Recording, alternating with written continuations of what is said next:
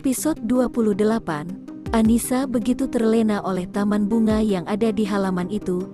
Berjam-jam Anissa habiskan waktunya untuk bermain di sana, hingga tak menyadari bahwa hari sudah semakin sore dan seseorang yang sedang menatapnya dari kejauhan. Anissa terus memetik satu persatu bunga yang berbeda di sana, sampai terdengar suara bariton seseorang di belakangnya. Mengambil tanpa izin itu namanya mencuri, ujar Reyhan mengagetkan Anissa. "Tuan udah pulang, ini kan masih siang?" tanya Anissa gugup. "Ini sudah hampir malam, apa kamu gak lihat langit udah mulai gelap?" ucap Reyhan. Anissa mengedarkan pandangannya ke sekeliling. Dia pun menatap langit yang mulai gelap. Dia tersadar sudah berjam-jam berada di taman itu. "Sudah sadar?" tanya Reyhan. "Iya maaf tuan, habisnya taman bunga ini bikin nyaman jadi gak terasa kalau udah lama di sini. Terus, soal bunga ini, boleh ya saya minta buat dipajang di vas bunga di dalam rumah?" kata Anissa menyeringai menyadari akan berapa lama dia di sana. "Baiklah, saya maafkan, masuk dan masalah untukku," titah Reyhan pasrah. "Terima kasih tuan, ternyata tuan punya sisi yang baik hati juga," ujar Anissa yang langsung berlari ke dalam rumah. Sedangkan hanya menggelengkan kepalanya melihat tingkah lucu Anissa. Dia pun berjalan mengikuti Anissa masuk ke dalam rumah. Anissa mengambil beberapa vas yang berisi bunga hias dan menggantinya dengan bunga asli yang sudah dia petik. Setelah itu, dia pergi menuju dapur dan mulai memasak. Reyhan yang melihatnya tersenyum senang. Ada rasa aman saat gadis itu berada di sisinya. Reyhan memperhatikan semua gerak-gerik Anissa yang sangat lihai saat memasak. Reyhan yakin bahwa Anissa sudah terbiasa berkutat dengan alat-alat dapur. Reyhan beranjak pergi meninggalkan Anissa di dapur dan menuju kamarnya. Dia pun bergegas membersihkan tubuhnya dengan berendam di dalam bathtub. Sensasi dari aromaterapi yang dia masukkan ke dalam air membuatnya merasa jauh lebih rileks. Setengah jam berlalu, Reyhan sudah selesai mandi dan dia pun membaringkan tubuhnya di atas ranjang. "Seandainya Sela masih ada, mungkin yang sedang memasak untukku adalah Sela bukan gadis itu. Aku merindukanmu, Sel," batin Reyhan. Bayangan Sela mulai muncul di pikirannya. Saat Sela terjun dari atas lantai 40 dengan tangisan yang memilukan, Reyhan berteriak dengan sangat histeris. Melihat tubuh sang kekasih yang tak bernyawa dan berlumur darah di sekujur tubuhnya, Reyhan terus berteriak dan memanggil sang kekasih. "Tidak, Sela, Sela, jangan tinggalin aku, jangan tinggalin aku." Reyhan berteriak semakin keras dan tersentak saat ada tangan yang mengguncang tubuhnya. Reyhan bangkit dan memeluk Anissa dengan erat. "Jangan pergi, aku mohon, jangan tinggalin aku mencintaimu. Aku mohon jangan pergi." Reyhan terisak dengan terus memeluk Anissa. Anissa yang tidak tahu apa yang menimpa bosnya hanya pasrah saat tubuhnya didekap begitu erat. Dia mengusap-usap punggung Reyhan berharap pria itu bisa segera tenang. Reyhan terus terisak dengan tangisan yang belum berhenti. "Tenang ya, tenang," ucap Anissa sambil terus mengusap punggung Reyhan. Reyhan yang tersadar segera melepas pelukannya dan menjauh dari Anissa. "Ngapain kamu di sini? Mau cari kesempatan?" tanya Reyhan. "Ish, siapa juga yang mau cari kesempatan? Saya kesini karena mau bilang kalau masakannya udah terhidang di meja makan," ucap Anissa. "Kan bisa ketok pintu dulu, jangan main nyelonong saja," ujar Reyhan. "Saya udah ketok-ketok, udah dipanggil juga gak ada sautan. Terus saya dengar tuan teriak ya saya panik jadi langsung masuk aja. Ternyata tuan lagi memigau.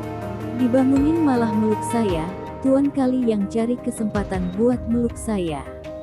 Asal tuan tahu, tidak ada yang berani memeluk saya selain papi saya." "Emang mimpi apaan sih sampai teriak histeris gitu?" ucap Anissa.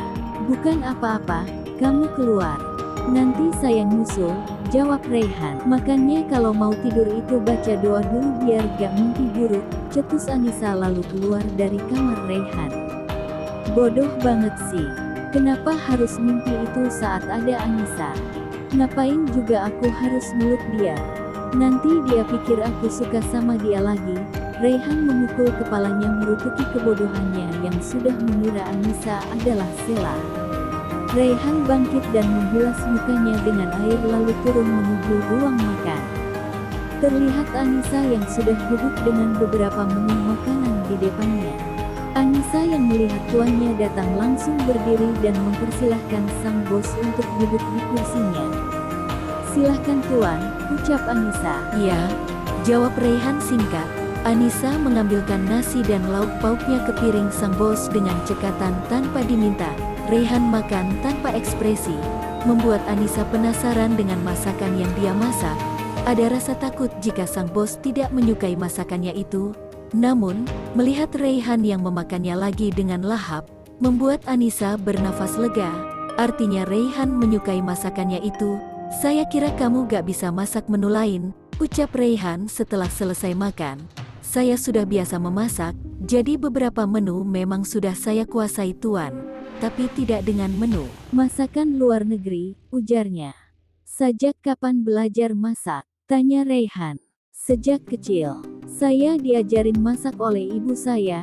Dia bilang saya harus pandai memasak biar kalau punya suami saya bisa betah makan di rumah." Anissa terdiam teringat sosok Anissa kecil yang sedang diajarin masak oleh ibunya. Tak terasa air mata Anissa turun membasahi pipi. Anissa langsung menghapus air matanya dan menetralkan perasaannya kembali. Dia tidak ingin sang bos berpikir bahwa dia ingin mendapatkan belas kasihan dengan menangis seperti itu. "Apa tuan mau nambah?" tanya Anissa mengalihkan pembicaraan. "Boleh," jawab Raihan. Dia tahu Anissa merasa kesedihan yang mendalam karena kehilangan orang tuanya, sama seperti kesedihan yang dia alami saat kehilangan sang kekasihnya dulu. Raihan tidak lagi mempertanyakan hal yang membuat Anissa sedih. Dia pun mengiyakan tawaran Anissa untuk menambah makanan walaupun sebenarnya dia sudah kenyang. "Besok saya tidak akan ke rumah ini untuk beberapa hari. Mungkin tukang kebun akan datang besok pagi untuk membersihkan kebun dan halaman belakang. Ada bibi juga yang datang ke sini besok. Saya titip uang sama kamu, kasihkan ke Merek berdua," ucap Raihan. "Orangnya seperti apa?" tanya Anissa. Raihan membuka ponselnya dan menunjukkan 2 buah gambar. "Ini tukang kebun di sini, dia akan datang 3 hari sekali. Dan yang ini bibi yang membersihkan rumah. Saya titip uang untuk mereka karena besok waktunya mereka gajian," jelas Raihan. "Tapi kan pagi hari saya harus ke kantor, bagaimana jika saya tidak bertemu mereka?" tanya Anissa. "Kamu boleh libur sehari. Jika ingin jalan-jalan keluar juga boleh tapi harus tetap jaga diri," jelas Raihan. "Terima kasih tuan," ucap Anissa. "Untuk gaji kamu, apa kau punya ATM?" tanya Raihan. "Menggunakannya saja saya gak bisa, gimana mau punya tuan?" jawab Anissa. "Ya sudah, besok minta Randy untuk mengantarmu membuat ATM," ujar Anissa. "Gak usah tuan, biar saya sendiri saja. Saya bisa tanya caranya ke petugas yang ada di sana," ujar Anissa.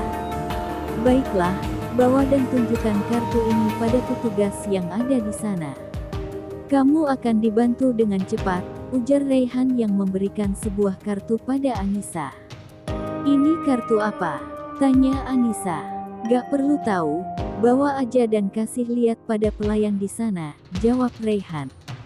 "Baik tuan, terima kasih banyak," ucap Anissa. Raihan bangkit dan masuk ke kamarnya. Sedangkan Anissa membereskan meja makan dan merapikan dapur.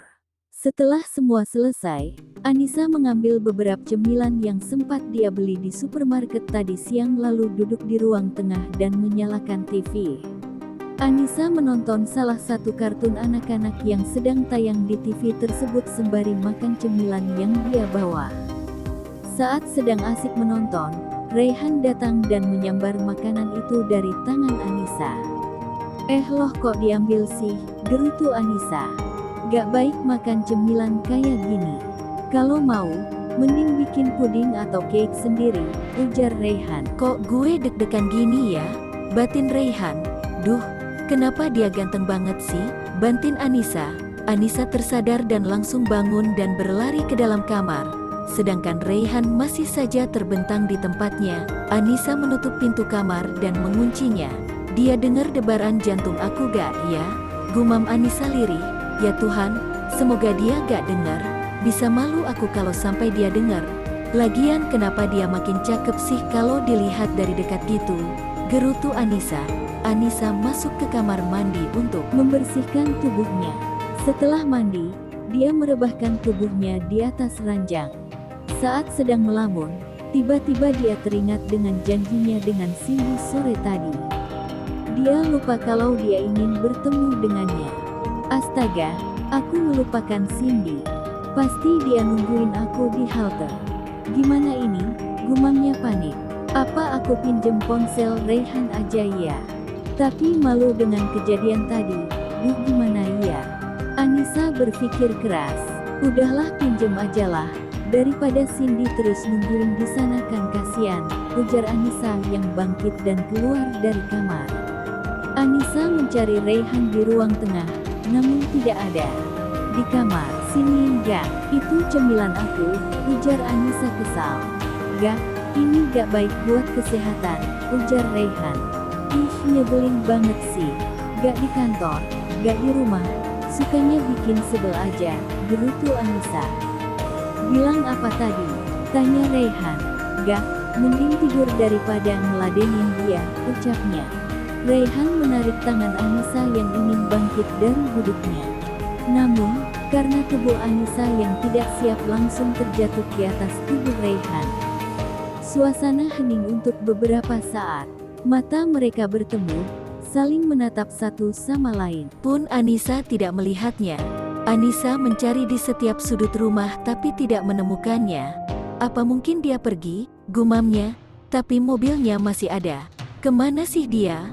Gerutunya saat melihat mobil Raihan yang masih terparkir di garasi. Ya sudahlah. Semoga aja Cindy gak nungguin aku sampai malam. Gerutunya lagi. Anissa menutup pintunya kembali. Eps 29.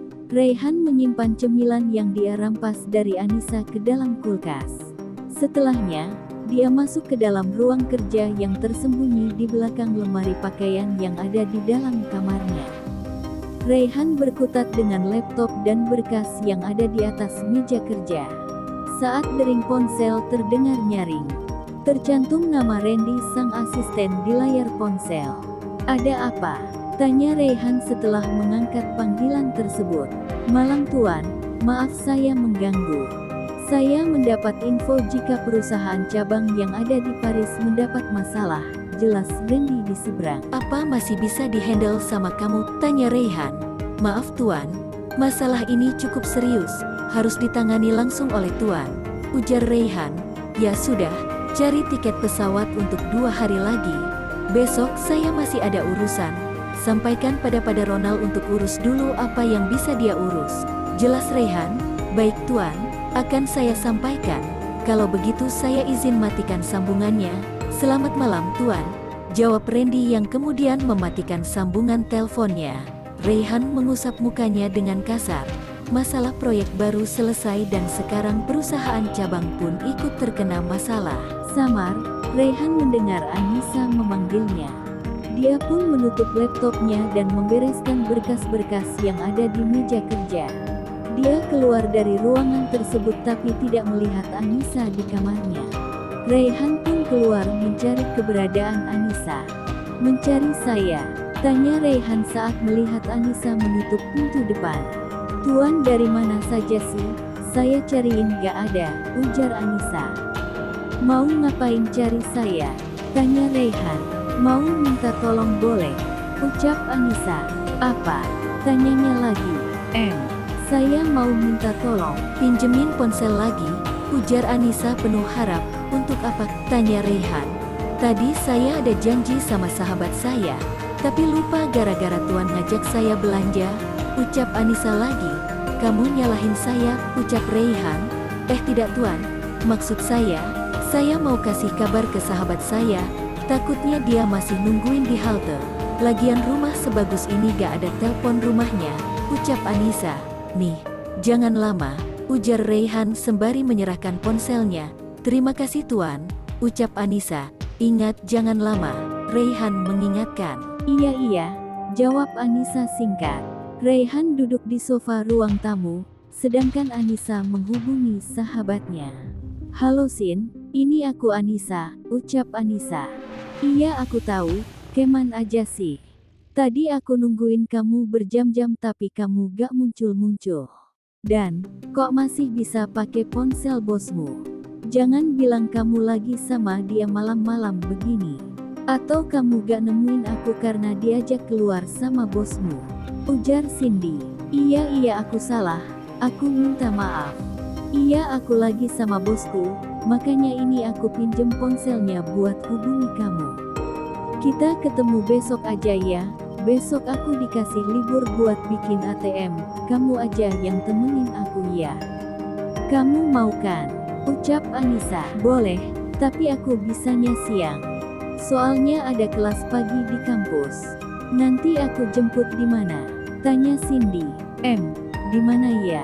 Di dekat supermarket di Jalan Biru aja deh, aku nanti tungguin di sana. Soalnya aku gak berani bawa orang lain ke sini, ujar Anissa. Ya udah besok aku ke sana jam 11 ya, kamu harus sudah ada di sana sebelum aku sampai, ujar Cindy. Oke, udah dulu ya. Bye, ucap Anissa. Anissa menutup teleponnya dan mengembalikan pada Raihan. Makasih Tuan, ucap Anissa hanya dibalas anggukan oleh Raihan. Raihan kembali naik ke atas menuju kamarnya, sedangkan Anissa yang masih belum mengantuk, menyalakan kembali TV di ruang tengah untuk ditontonnya. Beberapa menit kemudian, Raihan kembali dengan membawa 2 buah amplop coklat. Ini uang untuk Bibi dan tukang kebun besok.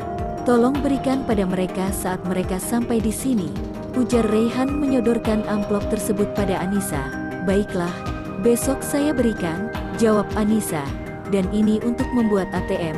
Raihan menyodorkan lagi beberapa lembar uang 100 ribuan pada Anissa. Ini kebanyakan Tuan, saya masih ada. Untuk ongkosnya, tolak Anissa.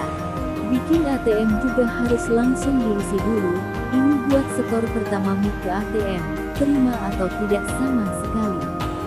Ujar Raihan.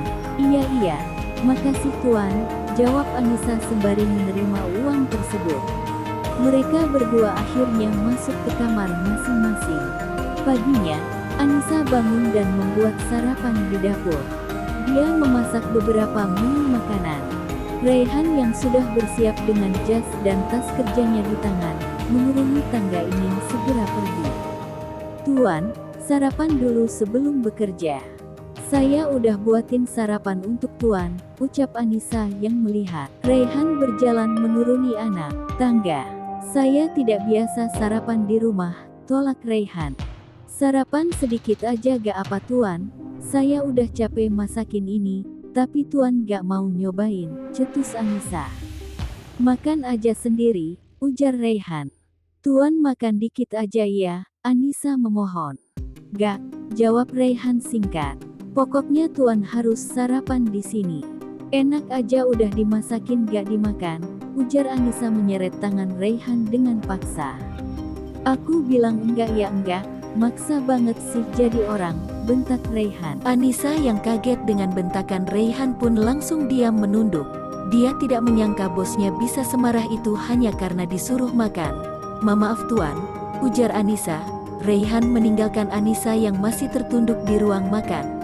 Saat ingin memasuki mobil, dia terhenti sejenak, mengingat apa yang telah dia lakukan pada Anissa. Apa aku terlalu keras ya sama dia? Apa dia akan marah karena aku bentak?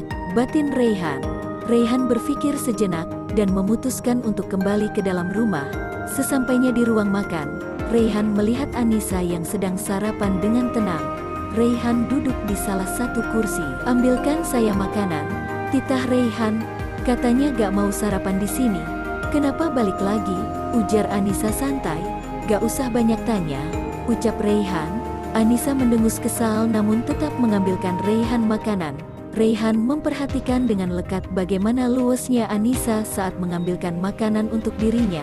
Bayangan jika setiap pagi dia disuguhkan dengan pemandangan indah seperti itu terbuyar saat Anis memanggilnya. "Tuan," panggil Anissa. "Ah ya," jawab Raihan. "Ini mau pakai lauk yang mana? Melamun terus mikirin apa sih?" tanya Anissa. "Ikan aja," jawab Raihan singkat. Anissa mengambilkan ikan dan sayuran yang ada.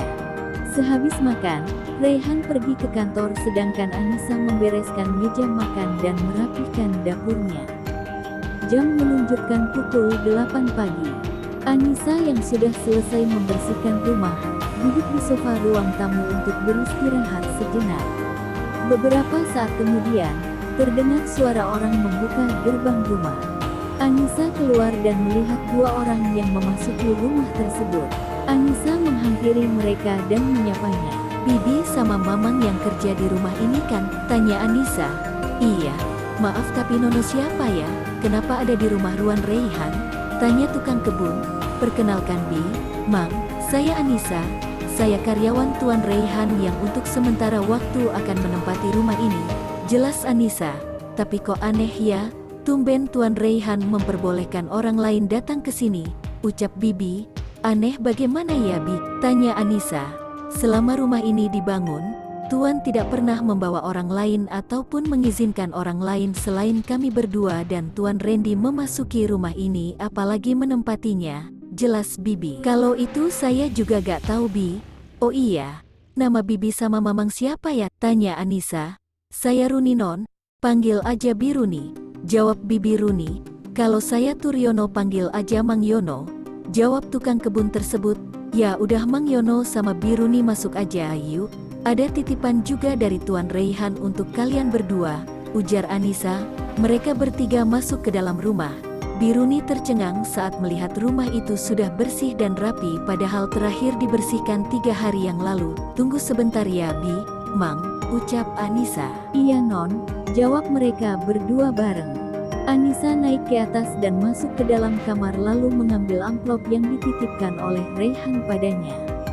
"Ini untuk Bibi, dan ini untuk Mamang," Tuan Raihan bilang. "Itu untuk gaji bulan ini," jelas Anissa sembari menyerahkan amplop tersebut. "Terima kasih banyak Non," ucap Mang Yono. "Sama-sama," jawab Anissa. "Maaf Non, apa Non bisa yang bersihin rumah?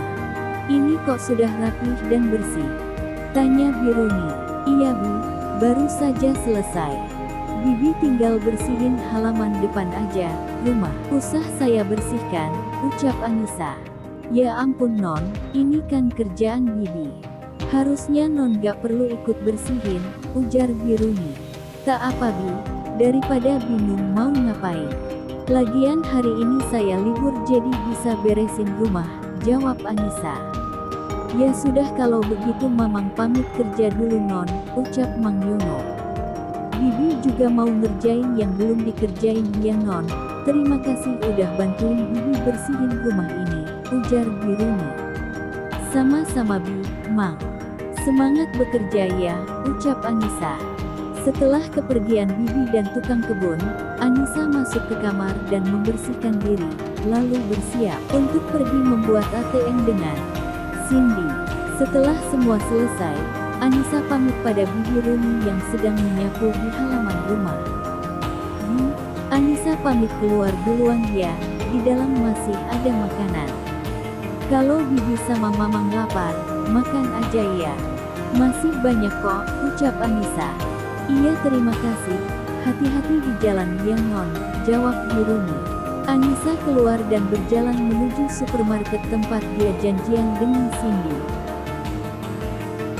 Next episode 30-31.